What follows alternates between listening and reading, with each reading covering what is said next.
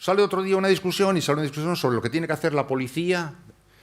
Eso es ir observando el fenómeno sin darle el reconocimiento de problema social que se establece cuando de pronto todo un parlamento dice, señores, tenemos un problema. Y creamos unos juzgados especiales, y creamos una fiscalía especial, y creamos un observatorio especial de seguimiento del control de las cosas. Y se impone como una asignatura en la educación secundaria. Y se establecen unas normas de compromiso publicitario. Y así y todo, estamos en primero todavía. Porque el tema duerme en el fondo de una manera de entender la relación hombre-mujer. Y por tanto el desafío es de gran categoría. No se resuelve con una ley, pero tiene que partir de la proclamación de una norma. Y ahí sí que el periodismo apoyó. En el caso de España fue pues, animado, apoyado por un dramático suceso, que como casi todas las veces, pues actúa de efecto de campana o de moncuete, ¿no? Fue el caso de una chica que se llamaba Ana Orantes, era una mujer de unos 40 y tantos años, o 50, que se fue un día a la televisión y en un programa de televisión contó que llevaba muchos años siendo maltratada por su marido. Bueno, a las 3 semanas su marido le roció con gasolina y le prendió fuego. Y murió. Claro, produjo en España un efecto, bueno, fue impresionante. La gente se quedó atónita. O sea, aquella denuncia y aquel asesinato enfrentaba a la sociedad con todas las preguntas a la vez. ¿Pero qué ha pasado? ¿Pero cómo no lo sabíamos? ¿Pero de qué sirve haberlo denunciado? ¿Pero cómo ha podido ocurrir? ¿Pero cuál es el papel nuestro, de los medios? Y produjo una conmoción eléctrica. Inició una especie de aluz de análisis de todo tipo en todos los medios de comunicación. Y aquello fue creando una atmósfera que terminó empujando a la política a ese acto que, como digo, tiene un carácter... Bueno, señalo esta experiencia porque creo que es una interesante historia que otros países no han hecho, España ha hecho eso, y que, sin embargo, todavía dista de ser la solución del problema. Por tanto, tenemos un problema, el problema es importante, y, como digo, no afecta solamente a la justicia, afecta al futuro también. Porque yo soy de los que creen que el futuro no existe mientras no inventemos un sistema para que los hombres y las mujeres puedan vivir en igualdad. Lo que te he dicho antes, yo lo conté ayer cuando recordé una experiencia mía. Bueno, un día que me di cuenta, se cerró un medio de comunicación y mis compañeras mías de 50 años se quedaban en la calle después de haber sacrificado pues, su posibilidad de ser madres, pues que optaron por seguir su camino profesional y un buen día se encontraron con que el camino profesional se cortaba porque ya se había cerrado el medio en el que trabajaban y posiblemente por la edad que tenían iban a tener grandes dificultades de colocarse.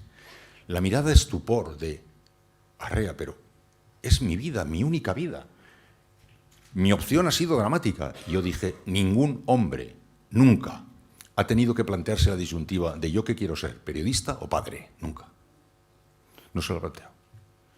Y muchas mujeres han tenido que plantear, ¿yo qué quiero ser? ¿Madre o médico? Bueno, por el momento médico, ya veré si soy madre, se pasa el tiempo, te escapas de la vía, ¡pum!, se te cierra la puerta, se acaba el otro camino. El mundo está todavía en la prehistoria, cuando tiene un problema de esta naturaleza y no lo ha podido resolver. La disyuntiva de ¿yo qué quiero ser, madre o periodista? Es una pregunta que nos desafía, nos interpela. Ningún varón se ha hecho nunca esa pregunta, lo cual nos demuestra que ahí tenemos un problema de fondo respecto a la estructuración general de la sociedad. Pero yo naturalmente no pretendo que inventemos una nueva sociedad, solo quiero decir que para que haya una nueva sociedad tenemos que comenzar por mirar cómo es el problema de la discriminación de la mujer, que no es un elemento ornamental o no es el tema que hoy nos ocupa, no, es el tema que está ahí delante. Y a la gente joven sobre todo le digo, no os equivoquéis, no es un tema pasional, aunque también sea un tema pasional. No os equivoquéis, no es un tema lateral. No os equivoquéis, no es un tema desconectado de los problemas de la discriminación de la mujer. No está desconectado. Está en el mismo epígrafe, está en otro piso del mismo edificio. Y mirarlo así y analizarlo así. Y respecto a las soluciones, ni idea. Tenemos muchas preguntas y muy pocas respuestas. Todo se ha explorado, todo se está revisando otra vez. Todo es dificilísimo de saber. Todo necesita permanente duda y discusión. Cómo debe comportarse la policía, cómo debe estar el seguimiento, la vigilancia, la denuncia, la no denuncia, las complicaciones enormes en el seno de cada una de estas historias, la mujer que que denunció, pero después de denunciar pues, tuvo que volver a vivir a su casa con el denunciado. La mujer que denunció, pero que luego en el juicio no se atrevió a confirmar la denuncia porque tenía miedo a hacerlo. Es tan contradictorio, tan dramático y tan difícil que resulta un poco tonto pretender que haya una solución. Una chispa, una idea. No hay una chispa ni una idea. Hay un problema, que es un problema de fondo, que necesita ser entendido como un problema de fondo y ser abordado pues, con la convicción de quien sabe que los problemas de fondo hay que irlos mirando con perseverancia y sin dormirse. Así es. Pero cuando vamos viendo los problemas, se va dibujando al fondo algún tipo de solución, o por lo menos la vamos imaginando. Lo que dice Iñaki es, no hay crímenes pasionales porque el problema es social.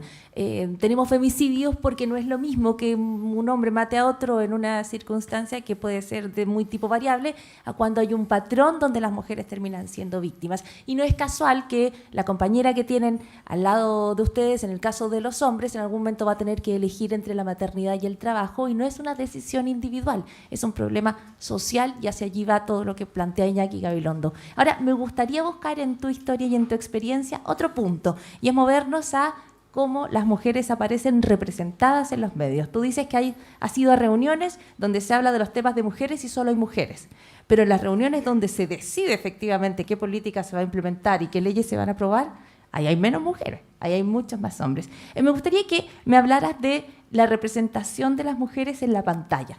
¿Cuántas expertas mujeres has entrevistado en tu vida versus expertos hombres en distintos temas? Bueno, ¿cuántos políticos claro, versus políticas? ¿Y qué importancia crees que tiene aquello? Bueno, porque estamos en una fase del proceso. Yo tengo 72 años. Cuando Franco se murió yo tenía 33 años. Y 3 hijos. Me había criado ya en ese pensamiento. Entonces, en aquella sociedad en la que yo vivía, no había ni una sola de las cosas que ahora incorporamos con una cierta naturalidad. Es tanto lo que se ha avanzado que sería absurdo no reconocerlo. Cuando tú dices, ¿cuántas mujeres hay? Muchísimas menos. No había ninguna, ahora hay muchísimas menos que hombres. Hay periodistas, muchísimas. Hay muy poquitas periodistas en los puestos directivos de los medios de comunicación. Antes no había ninguna. Se va poco a poco andando. Si yo no pretendo contar un discurso derrotista y pesimista, el viaje que se ha hecho es de enorme importancia y de mucho mérito, solo que está muy lejos. Ahora, ya la formulación de la pregunta, ¿a cuántas? Pues en todos los casos, a todas tus preguntas, la respuesta es muchas menos que hombres. Observado desde cómo estaban las cosas, un paso de gigante. Observando hasta cómo habrían de ser las cosas, todavía la manifestación de un proceso de injusticia muy claro. Pero para que nadie se crea que estamos hablando de un tema de pura coyuntura histórica, al cual ya la gente joven puede mirar como algo que queda a sus espaldas, no os confiéis, no os confiéis. Ayer todavía en España, cuando yo venía aquí, vi un informe de la policía en el que contaba que a través de las redes sociales estaba observando la policía con angustia la extraordinaria cantidad de casos de agobio, acoso, etcétera, sobre chicas que había entre mucha gente joven. O sea, el tema está transmitiéndose de generación en generación porque tenemos un problema así. Hay una campaña en este momento en la televisión española en la que una muchacha joven dialoga con otra muchacha joven contándole las dificultades que tiene para vivir con su pareja, contándole con una conversación normal, diciendo, es que no me deja que me ponga nunca la ropa que quiero, es que no me deja que hable con mis amigos, es que me vigila todo, es que me está controlando todas las llamadas, es que me vigila a través de Internet. Y le dice su amiga, pero no lo permitas, pero ¿qué quieres que haga si estoy queriendo? Entonces se cuenta en la campaña, este episodio que estáis observando aquí es el primer eslabón de una cadena que puede conducir muy lejos, pero también nos comunica que todavía flota en nuestros usos y costumbres comportamientos que son comportamientos de tal que no estamos hablando de un asunto que le pasa a los viejos, es un asunto que le pasa a los seres humanos y no tienen que confiarse los jóvenes ahí. Pero respecto a cuántos, yo he entrevistado a muchos más hombres que mujeres, antes no había ninguna mujer. Es un viaje positivo, pero es un viaje muy, muy, muy, muy lento y muy despacioso, y además que es un viaje que no termina nunca de avanzar. La gente joven se cree que las posiciones que se consolidan para siempre. No, las posiciones se consolidan o no se consolidan. La libertad, por ejemplo, que en este país sabéis muy bien lo que es tenerla y no tenerla, cuando se tiene hasta que se deja de tener. O sea, nada está ganado si no se defiende. Igual los derechos de mujer. Ahora, por ejemplo, con motivo de la crisis que ha habido tan fuerte económica en Europa y en España enormemente, y la crisis muy grande, Pues lo primero que ha pasado es que se ha retrocedido mucho en las conquistas de las mujeres. Las mujeres han perdido posiciones, han vuelto a tener que atender tareas que antes habían tenido, que habían tenido en cierto sentido ordenadas y le habían permitido emprender otro tipo de actividades, han sido el segmento más vulnerable y frágil de todo el proceso y se ha puesto de manifiesto otra vez. Y si estaba en el piso 4, ya está en el piso 3. Ahora, es decir, que se está permanentemente viviendo en ese punto de fragilidad, pero siempre en una aventura que avanza. O sea, la aventura es una aventura que va hacia adelante, pero va hacia adelante con pasos atrás y con muchas contradicciones. Con avances y retrocesos. Te preguntaba por las mujeres que habías entrevistado porque estoy segura de que primero no había tanta participación de las mujeres, pero una vez que hay participación siguen existiendo barreras. Y lo quiero plantear porque hay quienes podrían pensar o tener la falsa ilusión de que ya hay una situación de igualdad, de que ya las mujeres pueden llegar a todas partes. Tenemos una mujer presidenta, entonces uno podría decir, bueno, ¿cuál es el problema? ¿Cómo ves tú hoy la presencia de las mujeres en los medios? ¿Siguen siendo pocas no solo las expertas, sino que las autoridades? ¿Siguen entrevistando principalmente a las mujeres? ¿Seguimos entrevistando principalmente a las mujeres como víctimas, como madres de familia, como figuras de espectáculos, más que en toda la variedad de campos en los cuales participan? No está normalizado, está mucho mejor y no está normalizado. Esa es la única posible respuesta. Ahora, cuando observamos a las mujeres en los medios de comunicación, vemos en muchísimos casos el manejo de los usos, de los tópicos, de los lugares comunes y de los roles pasados. En otros casos no. Ya están introduciéndose, además de los tópicos de los roles, otros que ya no son los tópicos de los roles, van poco a poco haciéndose ese tipo de esponjamiento en la nueva sociedad, se está avanzando poco a poco. Lo que no hay que es que no hay que dar por normalizada la situación. Hay una mujer presidenta, pues me parece muy bien. Si no se trata de conseguir que todos los presidentes sean presidentas y todos los ministros sean ministras, si no es eso. El problema es que siguen siendo los salarios más bajos en las mujeres que los hombres, sigue estando no bien ordenado el mecanismo de atención al hogar como una tarea compartida, los hijos siguen siendo más un tema de la madre que del padre, los trabajos domésticos se están haciendo un 80% y 20%, se va avanzando, antes era un 90, un 10%, pero digo que todo este proceso es un proceso que hay que transformarlo, pero transformándolo en nuestra propia mentalidad, porque como digo, si la gente joven se cree que esto ya ha quedado superado, está todavía metido en sus costumbres. La policía en nuestro país, en España, donde se ha avanzado mucho en este capítulo, ha sido un país de los que han jugado más claro en este capítulo, la policía no para de advertir sobre la gran cantidad de viejos tics que se creían superados en una sociedad normalizada, que les aparecen asustándoles. Por tanto, tomo nota de eso. Se está muy lejos. De los estereotipos con los cuales se ven las mujeres en los medios, ¿cuál es, en tu opinión, el que resulta más dañino? Hombre, ¿sabes lo que ocurre? Que vivimos ahora en un momento en el que el modelo social en vigor impone la cultura del éxito, la cultura de la primera impresión. Entonces, digamos, el primer estereotipo que funciona es el de la mujer florero. O sea, la mujer elemento ornamental, la mujer elemento ornamental. O sea, no digo que sea, es el primer elemento que aparece ahí acompañando todo el proceso, ¿no? Y yo creo que ese es el componente más claro que yo veo que se mantiene, ¿no? La idea de la mujer como un elemento ornamental que hay que ponerlo para hacer bonito. Yo decía ayer que cuando en España hay el sorteo de la lotería, de los sorteos de los ciegos, todos los días sale el sorteo y ahora el sorteo de la lotería y sale uno. El 4, el 6, el 7, el 2, el 1. Vosotros me diréis, ¿y eso qué tiene que ver? ¿Por qué al lado de ese bombo, mientras una voz dice el 4, el 6, tiene que haber una chica en traje de baño haciendo así? Podía no haber una chica en traje de baño haciendo así. El 4, el 6, el 2, el 1, el 7 no necesitan para nada una chica bonita haciendo así con traje de baño. Pero ese es un poco un ejemplo de, si usted quiere completar una escena, pues le pone a una chica en traje de baño haciendo así. Bueno, pues ya está. O sea, digo, un pequeño...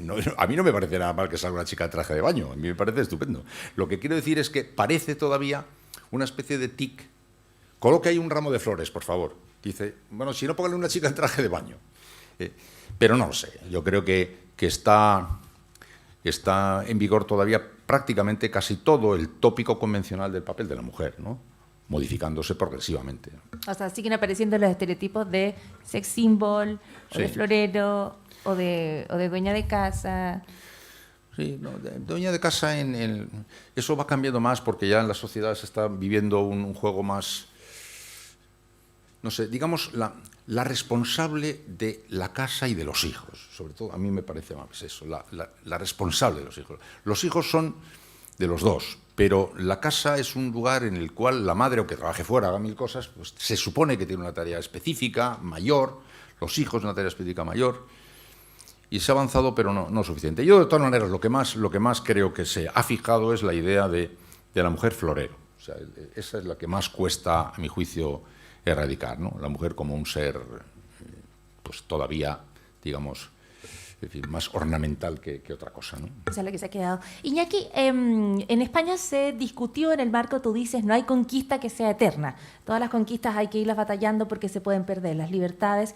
En España hubo una muy polémica reforma de ley que restringía el acceso al aborto para las mujeres, que en España es legal. En Chile, tú sabes que es uno de los pocos países donde es ilegal bajo cualquier circunstancia. En una discusión como la del aborto, ¿qué importancia tiene para ti o qué importancia crees tú que tiene que se escuchen voces de mujeres? En Chile, por ejemplo, es una discusión que se va a definir legislativamente con una mayoría, amplísima mayoría de hombres, que se llevan los medios a través de voces que son masculinas, ¿no? El doctor opina, el científico opina. En una discusión como esa, ¿para ti qué importancia tienen los medios y las mujeres de forma específica? Lo que ocurre es que ahora en Chile estáis, digamos, en esa fase de la discusión sobre los supuestos que pudieran quedar fuera de la penalización. Esa es una pelea que en España se tuvo en el año 85.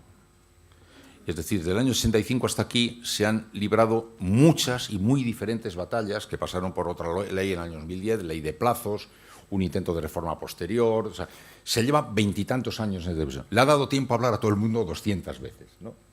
Pero sí que hay un primer momento en el que parece que es un tema en el que las mujeres no tienen que tener la voz cantante, y a mi juicio la tienen que tener, ¿no? No, en España ya eso no es exactamente un tema circunscrito así, pero como digo, se ha hablado ya de todos los ángulos posibles durante 20 y tantos años, ¿no? Y en los últimos año y pico aproximadamente hubo un movimiento un poco regresivo que parecía devolvernos otra vez a la disputa de los años 80 sobre los supuestos, porque ahora en España está en vigor la ley de plazos que le da, reconoce el derecho, la libertad de la mujer para hacer lo que entienda más conveniente en las 14 primeras semanas de embarazo, que es el pensamiento que predomina en general en Europa, en la mayoría de los países, ¿no? No la idea de los supuestos que se despenalizan, sino la idea de la libertad de decisión de la mujer en las primeras 14 semanas. Pero es extremadamente controvertido, ¿sabéis? El tema, tanto desde el punto de vista técnico como desde el punto de vista moral, pues tiene tal cantidad de ramificaciones que entrar en eso es un disparate. Pero ya no es un tema que fuera un tema en el que los hombres hablan y las mujeres aguardan, no, eso ha sido un estallido coral hace muchísimo tiempo desde todos los puntos de vista, ¿no? Iñaki, en una última pregunta, porque luego vamos a recibir preguntas de quienes nos están escuchando.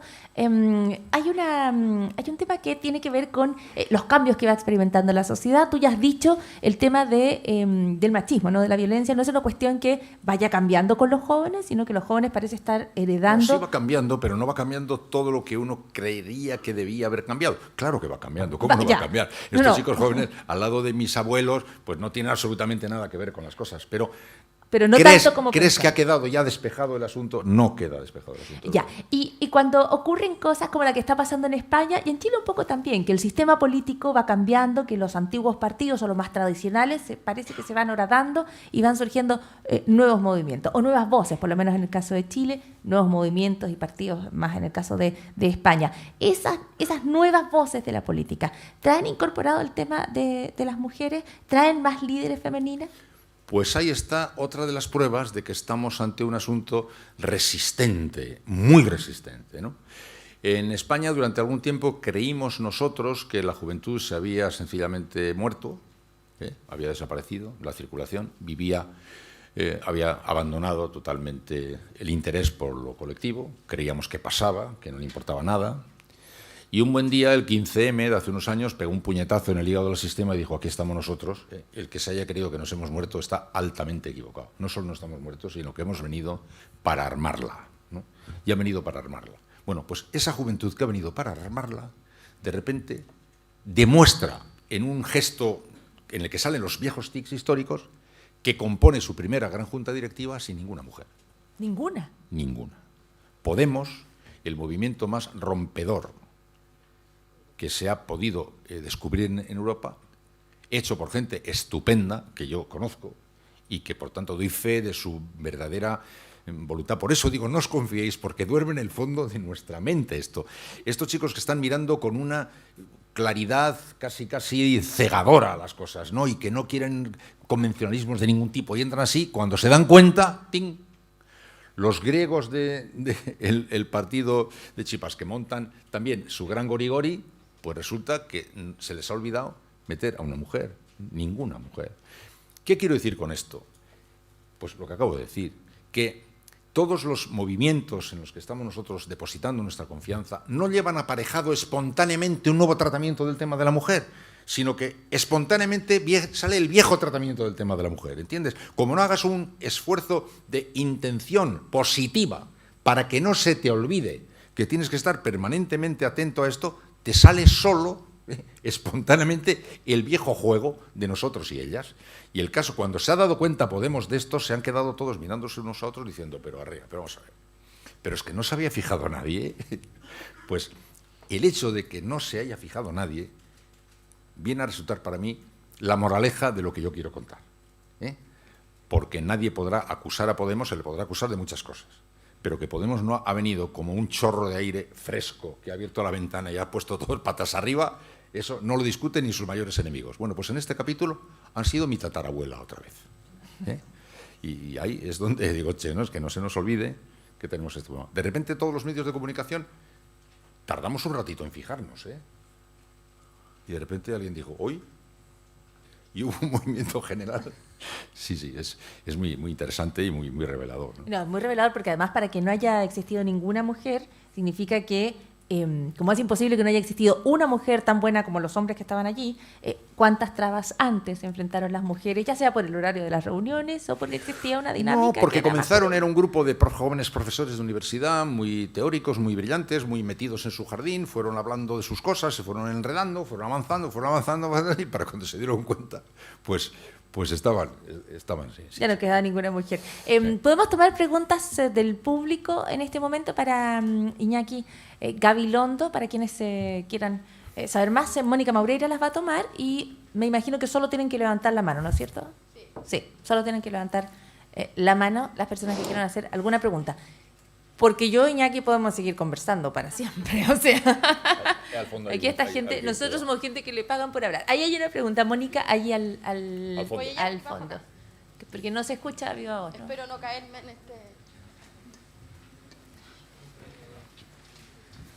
Buenas, la pregunta que yo quería hacer es que si ustedes tienen alguna especie de receta para poder lograr la igualdad de género, porque... La verdad es que el machismo es un tema súper complicado, un tema que lleva hartos siglos inserto en nuestra cultura, y si ustedes ven más que nada una receta para poder solucionar ese problema que recién nos estamos dando cuenta ahora, o simplemente ha sido una cuestión de ensayo y error. Sería maravilloso que pudiera resolverse con una receta. Es una de las malas noticias que tenemos para vosotros, chicos. Algunos de los problemas de fondo con los que os encontráis no se resuelven con una receta. Es más, os moriréis, se morirán vuestros hijos y el problema no se habrá terminado de resolver. Esto es lo que hace especialmente necesario tener un profundo sentido de la convicción histórica en el cual nosotros tenemos que intentar dar el relevo 5 metros por delante del punto en el que lo recibimos. Yo tengo 3 hijos que son mayores y tengo 3 nietas. Yo pasé de una mirada completamente deformada de estas cosas como consecuencia de mi educación en un régimen que además no fue solamente un régimen reaccionario, sino porque venía detrás de un régimen que había sido muy avanzado, el de la Segunda República, actuó de una forma intencionada para aplastar todos aquellos brotes de pasos adelante, de manera que vivimos en el reaccionarismo más reaccionario posible. Y, por tanto, he hecho una excursión personal que me ha llevado hasta donde me ha llevado y he podido ir hasta donde he podido ir y he procurado, y creo poder decir que mis hijos recibieron un relevo en condiciones mejores y le han cedido a sus hijos en condiciones mejores. Pero es un problema que no se puede resolver con una receta.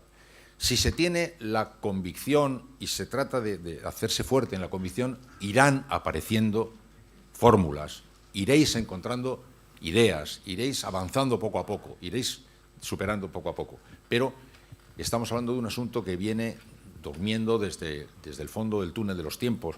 Está en una manera de ver la vida y la sociedad y no podemos tampoco pretender de golpe cambiarnos así. No nos desesperemos si vemos que no se puede resolver. La muerte de esta muchacha ayer de 38 años, aquí esta chica de 38 años, hace unos días yo vine de España y se acababa de producir otro fenómeno. Otra chica de 22 años había sido asesinada. Es que es terrible, terrible. Solo demuestra la necesidad de afrontar una maratón. No es una carrera de 100 metros lisos, es una maratón. Es más, diría, es una maratón de relevos, en la que hay que ceder el siguiente relevo. No hay... Yo, desde luego, no tengo recetas. Os puedo asegurar que si tuviera la receta, pues me habría dedicado en cuerpo y alma a difundirla, ¿no? Es responsabilidad de la sociedad la igualdad de género, pero creo que también que es responsabilidad de las mujeres también cambiar ese estereotipo que se nos ha asignado. Pero se vuelve un poco difícil y se contrapone con lo que sucede con las redes sociales, sobre todo con Facebook, que es un medio donde se muestra en exceso lo privado. ¿Qué opinan de eso? Opino que tienes razón al decir que la transformación de la mentalidad no es una transformación de la mentalidad de los hombres solamente. Este juego de roles que está consagrado con lo que tiene de bueno y con lo que tiene de lamentable es un juego aceptado en el cual nos hemos criado y en el cual flotamos los hombres y las mujeres. Hay muchas mujeres cuya manera de ver las cosas perpetúa la injusticia porque viven con poca disputa su propia condición. Y sí, en efecto, pues es una historia que también las mujeres tienen que... Y en el juego de las redes sociales, pues está pasando que como es un mundo en el que se han abierto de par en par las puertas y ventanas del mundo entero, circula todo, lo bueno, lo malo, lo regular, todos los vientos cruzados que puedes encontrar desde la biblioteca de Alejandría, con el último imbécil diciendo tonterías a través de todo junto en la misma masa, pues es muy difícil tratar de neutralizar eso. Con eso hay que vivir, es decir, en la sociedad en la que estamos viviendo y en la que vosotros vais a vivir, es en esa sociedad. Una sociedad que ya no va a estar protegida por unos juegos de vida más cerrados como eran antes, en el cual tú tenías unos comportamientos muy limitados, un mundo muy cerrado, circunscrito a un ámbito geográfico, a un espacio, a un juego pequeño de ideas. Ahora vais a vivir a la intemperie de verdad, a todos los efectos, en la circulación de todas las corrientes. Vais a estar sometidos a todas las ideas, buenas, malas y regulares.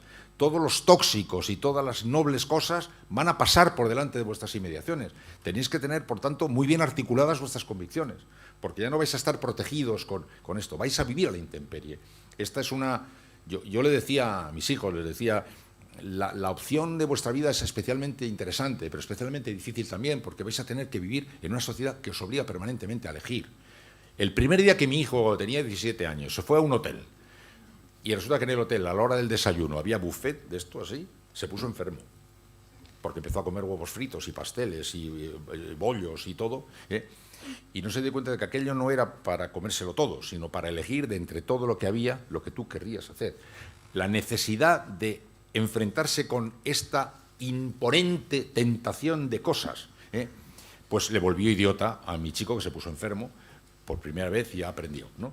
Pues a vosotros os toca vivir en este alud tremebundo de cosas, en el cual no vais a poder vivir inocentemente dejándoos pastorear, vais a tener que pastorear. Y tenéis que decidir que o vais donde quiere el caballo o el caballo va donde queréis vosotros, ¿no?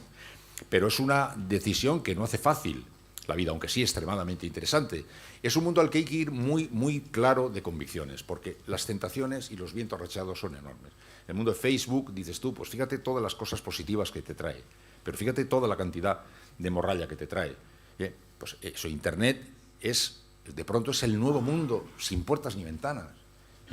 ¿Cómo vive uno ahí? Como no esté bien armado de convicciones, es una hoja que el viento lleva. Por eso es especialmente necesario que vosotros os amuebléis lo mejor posible vuestro cerebro con convicciones y vuestras ideas y las defendáis, porque Hay vientos muy racheados ahí y ahí no hay puertas ni ventanas, ¿no? Sí.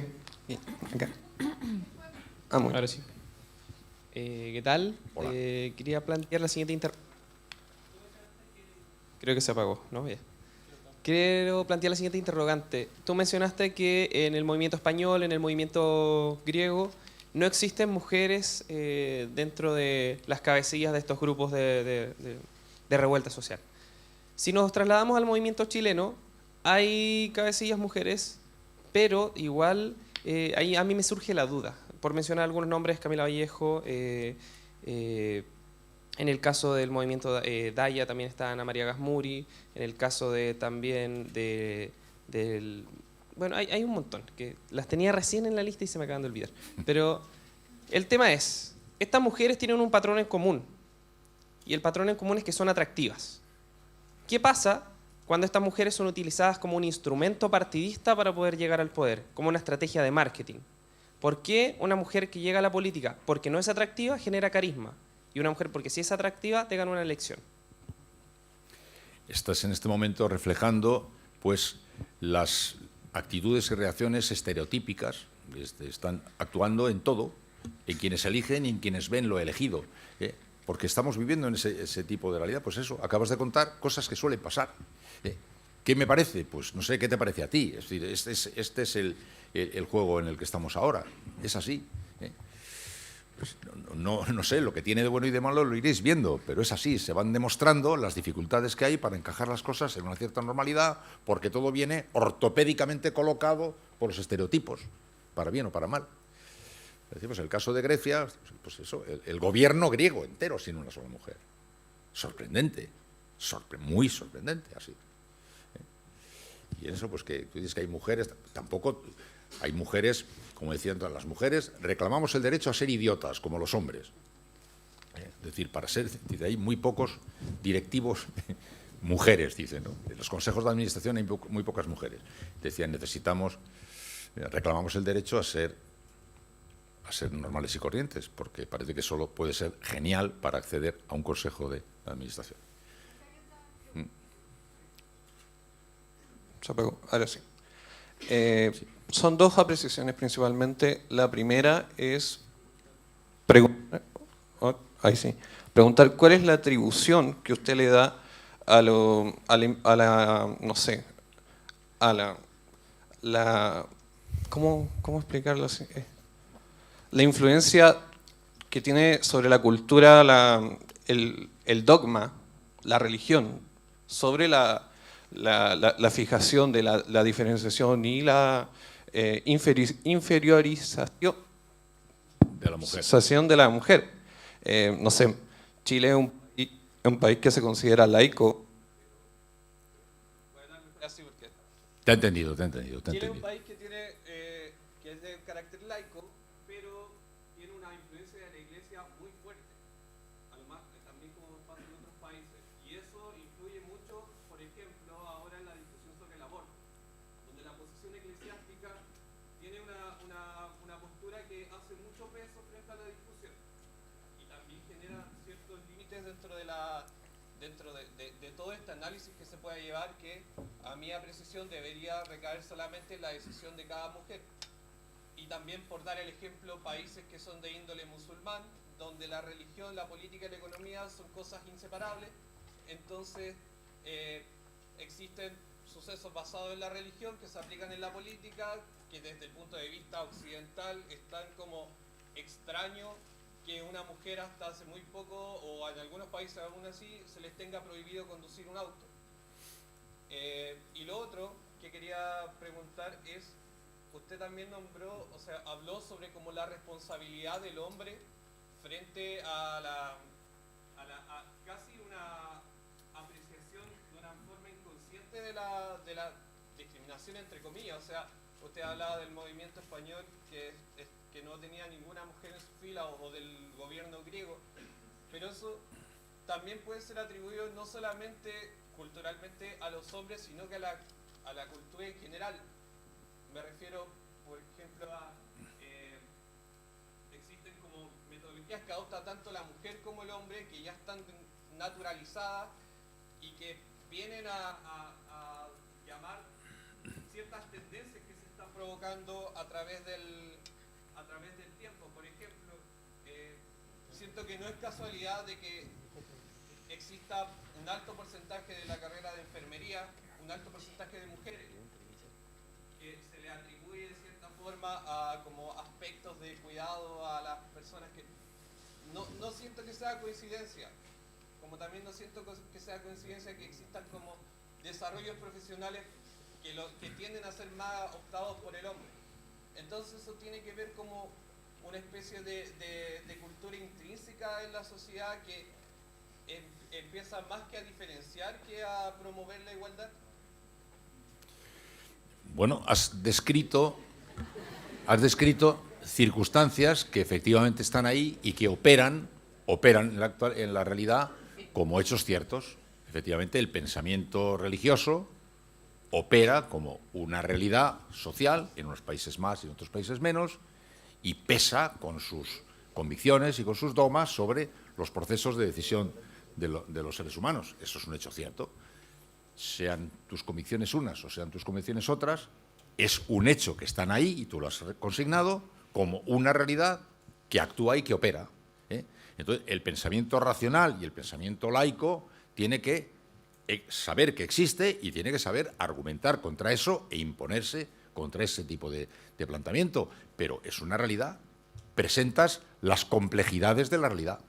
Presentas las complejidades de cualquier tipo de juego de decisiones que tienen que cruzarse con una serie de determinadas dificultades. Una de ellas es el peso extraordinario y la influencia grande que tiene el pensamiento religioso en asuntos que tienen además mucho contenido moral y que juegan un papel muy determinado. Es un hecho cierto, ahí está. Con eso hay que contar para saber cómo se dilucidan las grandes cuestiones de nuestro tiempo, pero es un hecho cierto que operan. En el caso de España, concretamente, por su vieja tradición, pues tiene un peso muy grande.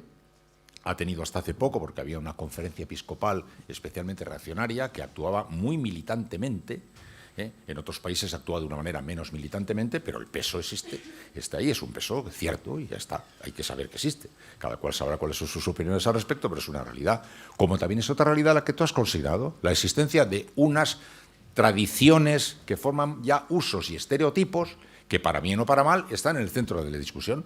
Bien, el parte más naif puede ser lo de que hay más mujeres enfermeras y hay más hombres que sean paracaidistas, pero la parte menos naif es la existencia de unos roles que adjudican, se supone, determinado tipo de papeles a unos y a otros. Has descrito la serie de vallas que hay en la carrera. Es así, es así. Si tú quieres plantear un tema de fondo moral, como el tema del aborto, tienes que contar con que vas a tener que dilucidar las disputas públicas con pensamientos que tienen una fuerte regambre moral. El tema del aborto, si tienes que hablar de fertilización in vitro o si tienes que hablar de las células madre. Te van a aparecer esos elementos ahí desde mi punto de vista, son obstáculos que hay que superar. Desde mi punto de vista, son pensamientos reaccionarios que hay que superar. Pero yo respeto al que crea que no es un pensamiento reaccionario, pero sé que es una realidad con la que hay que contar por la disputa. O sea, tú no puedes librar una disputa sobre las células madre sin contar con la aparición de los reparos morales que te van a poner las distintas confesiones. Pues sábetelo. O sea, la vida no es decir, he aquí lo que creo que hay que hacer, caminemos, ¿no? He aquí lo que creo que hay que hacer y veamos cómo confrontamos nuestros puntos de vista con puntos de vista que se pueden cruzar por ahí. Para mí, en los avances de la ciencia, en los avances de los derechos, muchas veces, y en España tenemos una dolorosísima tradición de vernos zancadilleados de manera sistemática por el pensamiento religioso, que además ha actuado de forma militante contra muchas de las libertades de nuestro pueblo. Por tanto, yo tengo opiniones muy serias al respecto, pero respecto a la respuesta en general es, sépase que todas las cuestiones de esta naturaleza van a tener que jugarse en un juego de intereses de distinta naturaleza y de perspectivas de distinta naturaleza. Con eso hay que contar.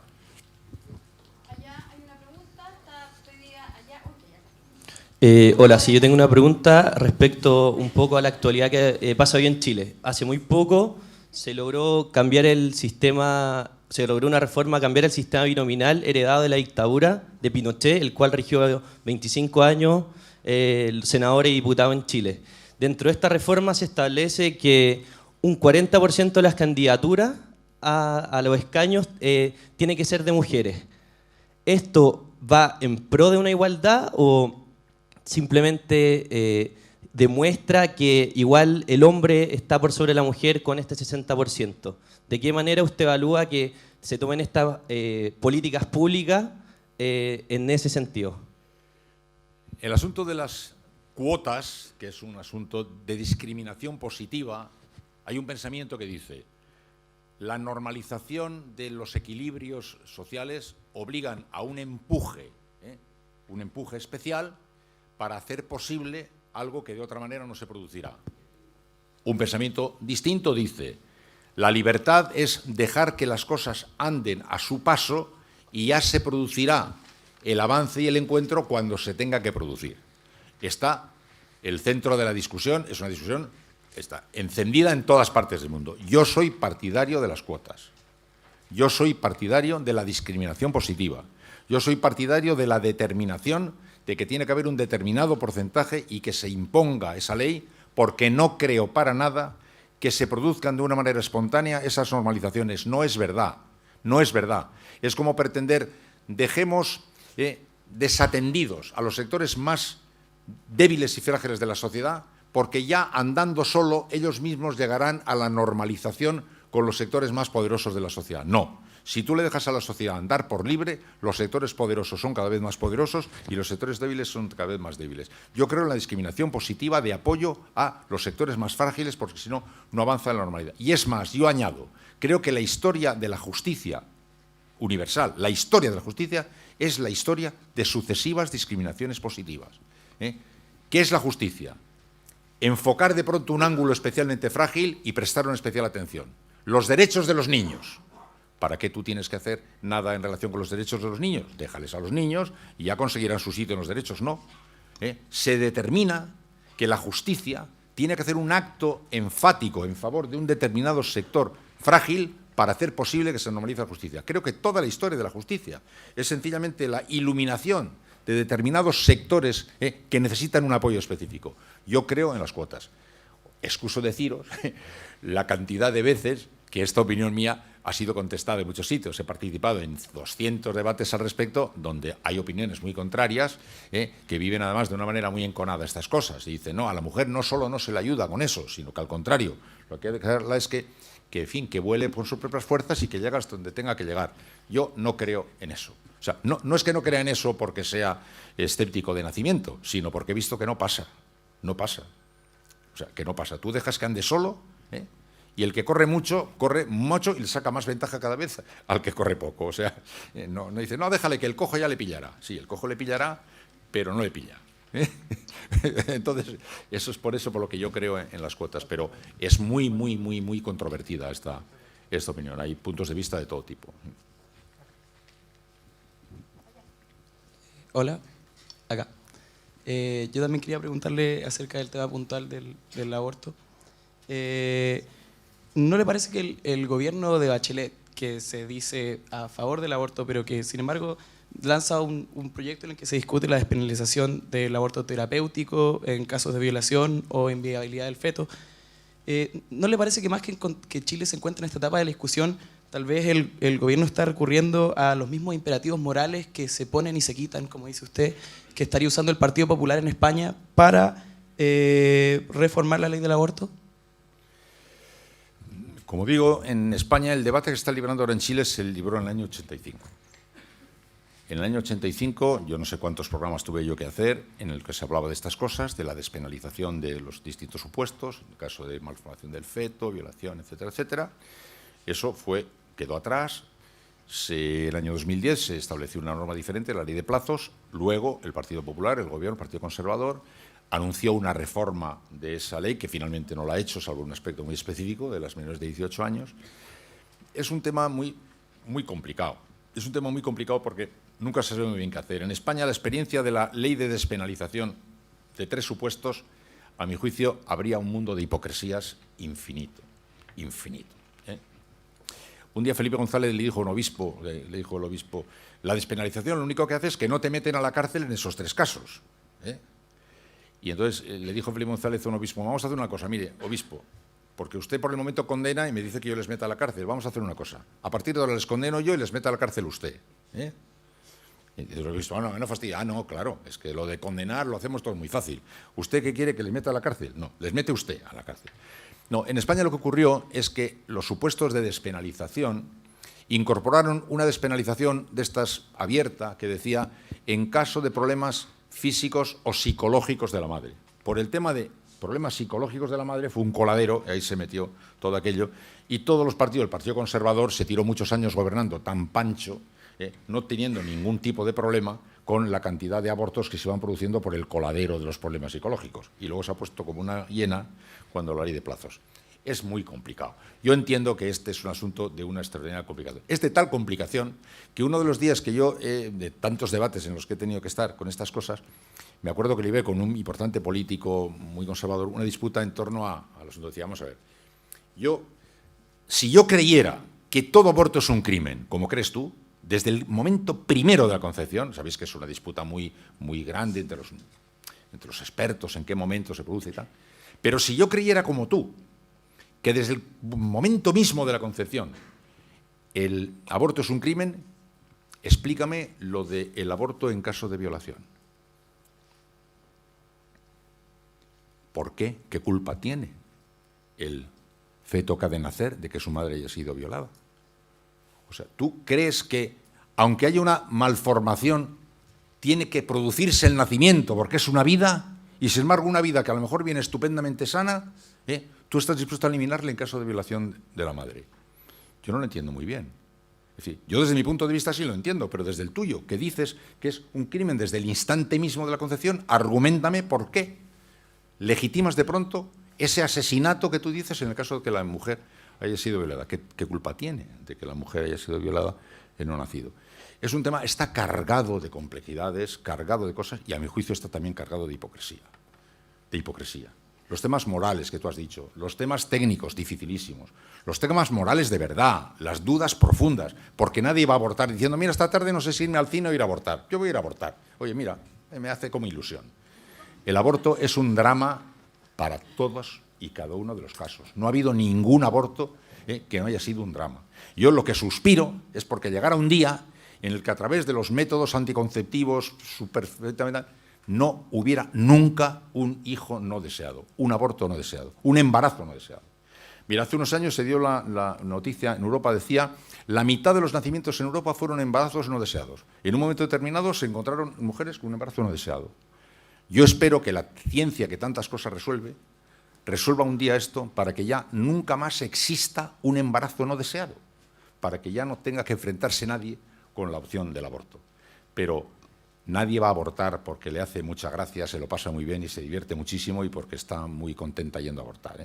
El aborto es un dramático episodio en el interior de un conflicto muy grande. Y, por tanto, hay que acercarse al tema con mucho respeto, porque tiene muchísimos rincones y muchísimas profundidades. Pero, desde luego, mi posición es la del derecho de la mujer a tomar la determinación, y estoy a favor de la ley de plazos, que, por otra parte, es la ley que en Europa la mayoría de los países acepta, sabiendo todos la complejidad de todo tipo, de todas las cosas, llegó a la conclusión de que el planteamiento más adecuado, que es el que yo suscribo, es el derecho de la mujer a determinar lo que tiene que hacer con esto, y durante las primeras 14 semanas es libre de tomar su decisión. A partir de ese momento ya no, porque se entraría en una fase en la que ya la ciencia determina que no son las cosas iguales. Pero es tan complicado el tema, Aquí creo que os aguarda un debate muy largo, de muchísima extensión, pero no me gusta que el debate sea tan complicado, se cruce de hipocresías. O sea,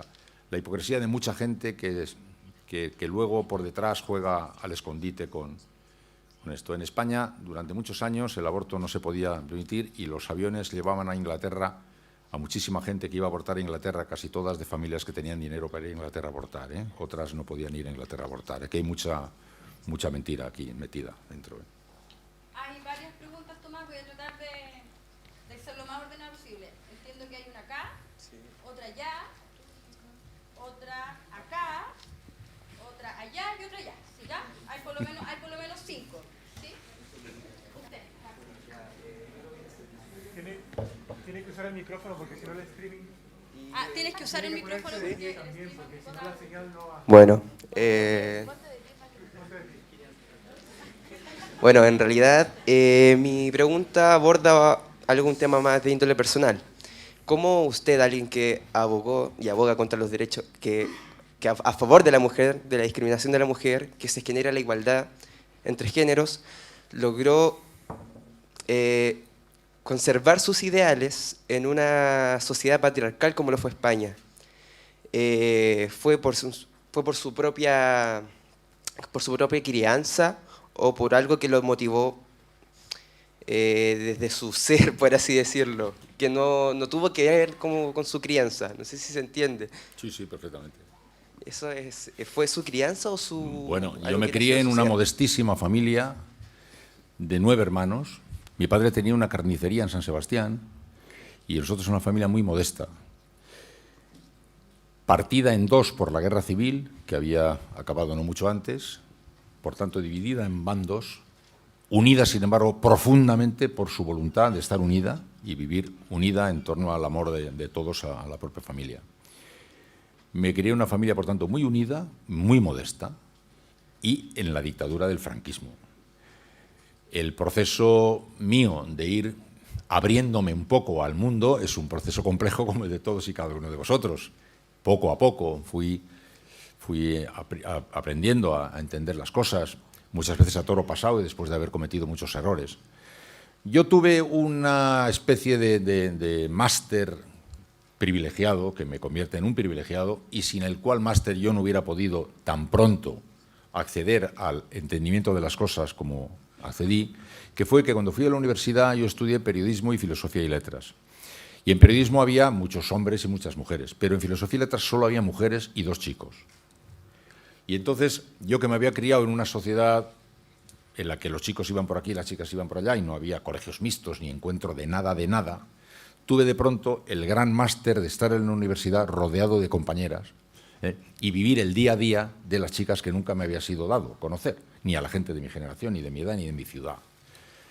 Fue, por tanto, un máster, porque de pronto vi a las chicas como eran las chicas entre ellas, cómo eran, cómo hablaban con nosotros, cómo vivían, cómo eran las cosas, y me fue descubierta, digamos, la extraordinaria injusticia de la situación. Y te diría, y el gigantesco contrasentido y el gigantesco equívoco en el que vivían mis amigos y yo y ellas. Había una especie de equívoco gigantesco. Ellas creían que los chicos éramos una cosa que no éramos y nosotros creíamos que las chicas eran una cosa que no eran. Entonces yo tuve un máster que me ayudó muchísimo en ese sentido. Pero luego, a mi juicio, la clave está en asumir tu responsabilidad cuando descubres la injusticia. La injusticia la puedes descubrir de 44 maneras y puedes hacer muchas cosas y que te pase. Yo en ese sentido de reconocer que yo, cuando he visto una injusticia, me he creído obligado a enfrentarme a ella porque me ha tocado tener, como digo, puestos de trabajo de bastante carga y responsabilidad. Y me ocurrió, por ejemplo, con el tema de los homosexuales, que creo que lo contaba ayer, ¿no? Yo cuando en España empezó el debate sobre los derechos de los homosexuales, pues claro, había una gran conmoción en un país como el nuestro, criado como se había criado, con toda la represión que había habido y tal, la gente no entendía aquello y vivía aquello con estupor. Y un día una señora salió a antena en el programa que hacía en la radio y me dijo, mire, Iñaki, es que usted, claro, usted es muy moderno y usted, claro, esto está defendiendo los derechos de los homosexuales, porque claro, usted tal, pero yo, pues claro, a mí me han educado de manera que ese mundo a mí me parece imposible de digerir y tal. Y dije, mire, señora, es que debemos tener la misma edad usted y yo. A mí me han educado igual que a usted y a mí me han inculcado la misma reticencia que usted tiene y la misma resistencia que usted tiene la percibo yo y la misma dificultad para entenderlo como naturalidad que usted tiene la tengo yo. Pero ¿sabe lo que pasa? Que es justo. Por tanto, si usted y yo esperamos a que nos parezca normal, van a pasar 1000 años. No es que a mí me parezca bien y a usted le parezca mal. A los dos nos deja atónitos. Pero yo he descubierto que es justo. Y desde el momento que he descubierto que es justo, milito en favor de esa causa. Y a usted le pido que, aunque no lo entienda como me pasa a mí, o le llame la atención como me pasa a mí, acepte que es justo y libre esa causa porque es justo. No espere, porque no vamos a tener vida suficiente, para que nos parezca normal ver a 2 chicos besándose, habiendo sido educados como fuimos educados. ¿eh? Tenemos que aceptarlo no porque ya nos parezca normal, sino porque es justo. Bueno, entonces, el camino de la aproximación a los temas que en principio no podemos determinarlos porque entren engrasada y suavemente en nuestro cerebelo. En ocasiones pueden entrar chirriando y poniéndonos boca abajo las cosas. Pero la pregunta ¿es justo o no es justo? Esa es la pregunta. Y es así como yo fui a lo largo de mi vida enfrentándome con la gran cantidad de novedades que yo nunca me hubiera podido imaginar que iban a encontrarme en mi camino profesional. Tú empiezas con jovencito y las cosas que pasan son unas, pasan 10 años, las cosas que pasan son otras, no tienes para todas ellas pensamiento, opinión ni respuesta, ¿eh? Y están actuando todos tus instintos, tus tics, tus maneras de ver la vida, tu manera de ser educado. Yo he procurado siempre mirarlo así. Es un consejo que sí que os daré. Porque la vida va deparando tal cantidad de cosas inesperadas que uno no va cargado ya desde nacimiento con la mochila llena de respuestas para todas las cosas, ¿eh? Y uno va turulato, atónito por la vida, ¿no? La respuesta para mí ¿es justo o no es justo? Y aquella conversación que acabo ahora de reproducir refleja bastante bien lo que quiero decir. Y esa chica, esa señora que salió, pues me dijo, vale, ahora lo pillo. Digo, efectivamente, ¿eh? No puede usted esperar a que le parezcan las cosas normales, porque a usted no le van a parecer normales muchas cosas, ¿eh? Que sin embargo tienen que ser porque son justas. Esa es, a mi juicio, la respuesta.